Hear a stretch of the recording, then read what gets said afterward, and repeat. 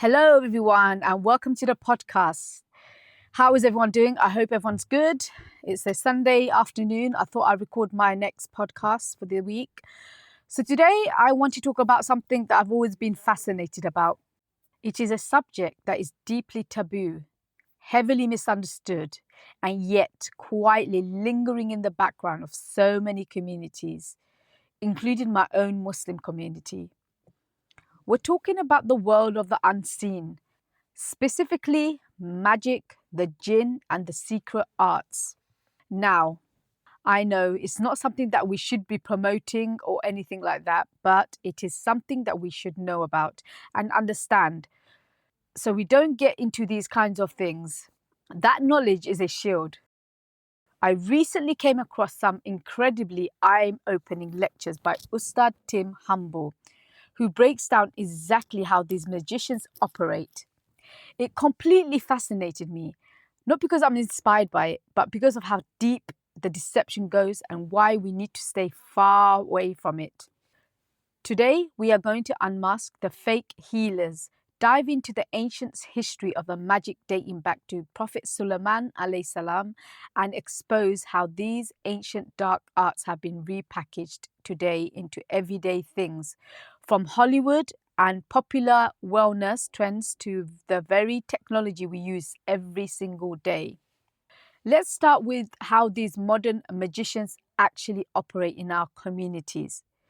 Because it is incredibly systematic, you might think you're going to a spiritual healer or a peer for help, but if you know what to look for, their red flags are massive.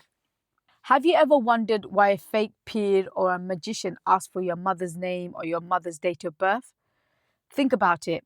In Islam, on the Day of Judgment and in the sacred traditions, you are called by your father's name. But the shaitan, the devil, thrives on ridiculing Islam. He wants everything done completely backward, completely opposite to the divine order. So, the magicians demand the mother's details to please the jinn and insult the sunnah. Once they get those dates and names, they use a dark form of astrology mixed with numerology. They calculate your profile against the four basic elements: air, fire, water, and soil. This is where I became so glued to it. I found it so fascinating. Air, if your calculation lands on air, they create a tawiz, an amulet, and hang it in high in a tree so it constantly floats and blows in the wind, activating spells. You see it in those YouTube videos where those imams go and they find loads of tawiz hanging on these trees. And that's where it stemmed from. I had no idea why they would do that. An example, fire. If it matches fire, they command the victim to burn something, or they bury the spell near a hearth or a furnace. Water, if it is water, the amulet is cast into sea, a river, or a well. And soil, if it is soil, it is buried deep under the ground. And I've even heard stories that people put tawiz in graveyards as well. If someone asks you for your mother's birthday, or they ask you for a piece of your unwashed clothing, or start measuring your body with a piece of string, alarm bells should go off. They aren't an imam, they are magicians, using your physical presence to tie a knot between you and the jinn. But where did all this stem from? To understand the present, we have to look at the history. And this goes back thousands of years to an ancient Babylonian and the time of the Prophet Sulaiman alayhi salam, or known as King Solomon. During the reign of Sulaiman alayhi salam, the jinn and the devils had ascended to the heavens to eavesdrop on the angels. They would take a grain of truth, mix it with 100 lies, and inspire the magicians on earth with it. They compiled these dark arts into books. When Sulaiman alayhi salam discovered this, he confiscated all the books of the sorcery and buried them deep beneath his throne so no one could access them. But after Sulaiman passed away, the shaitan took a human form and went to the people, and he said, "Do you want to know how Sulaiman alayhi salam ruled the world?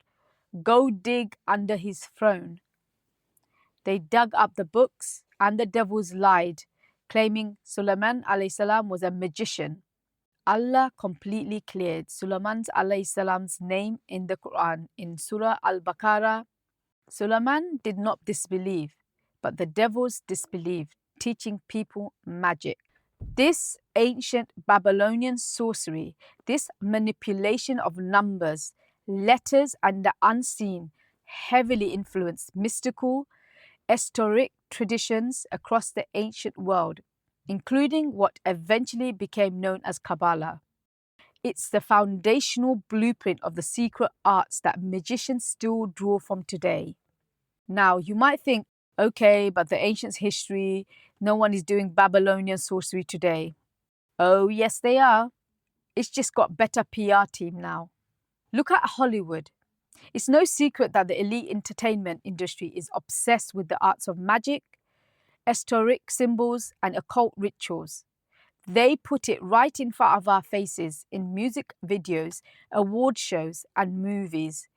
They normalize the imagery of the occult so that the public becomes desensitized to it. But it goes even deeper into things we consider harmless wellness trends. Let's talk about yoga, Reiki, and the obsession with energy and the 7 chakras. Many Islamic scholars and researchers who study the unseen have pointed out something shocking.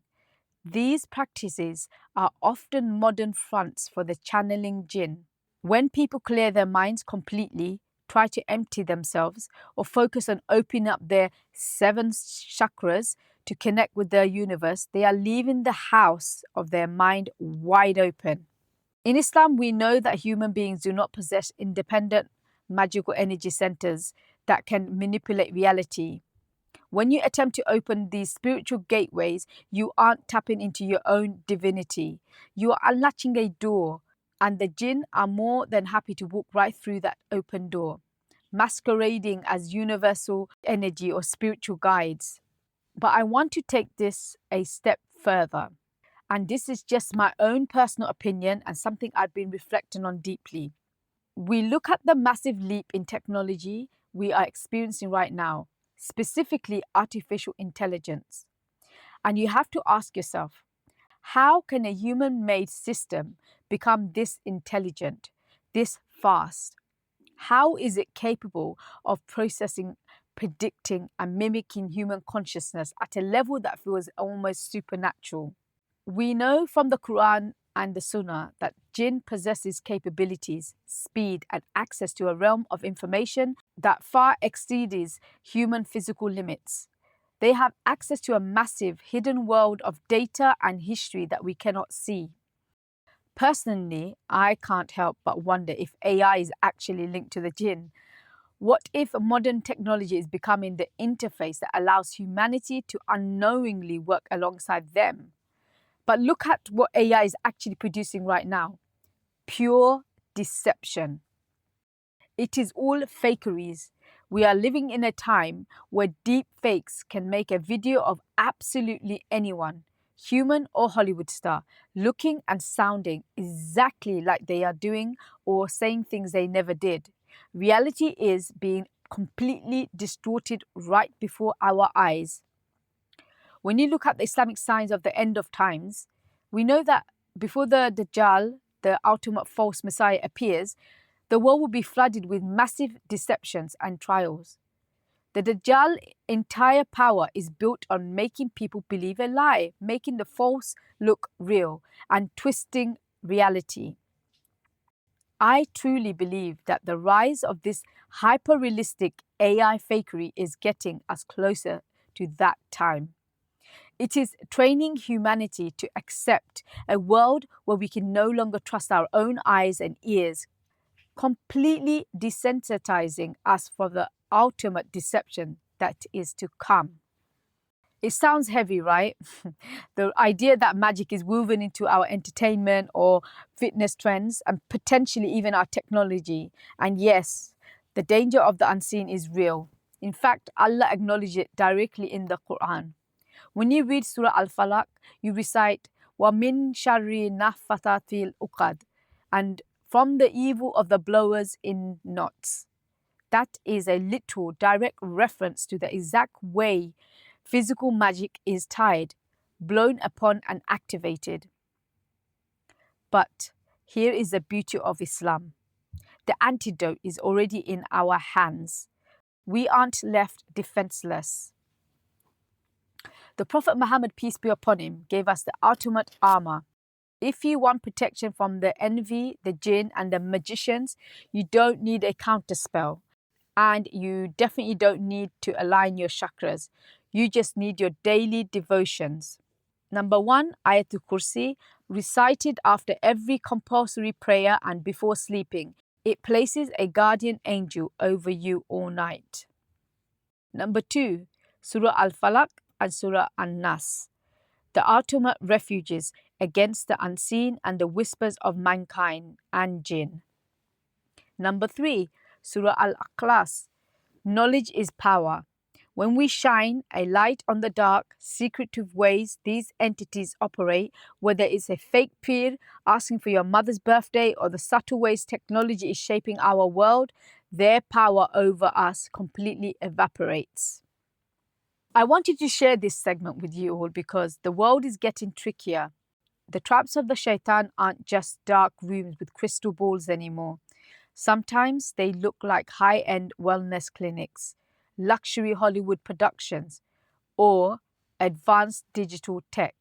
Stay safe, keep your tongue wet with the remembrance of Allah, and protect your homes. Let me know what you guys think about this in the comments below. Do you think there's a connection between the technology and the unseen world, or do you view it differently? Let's keep the conversation going.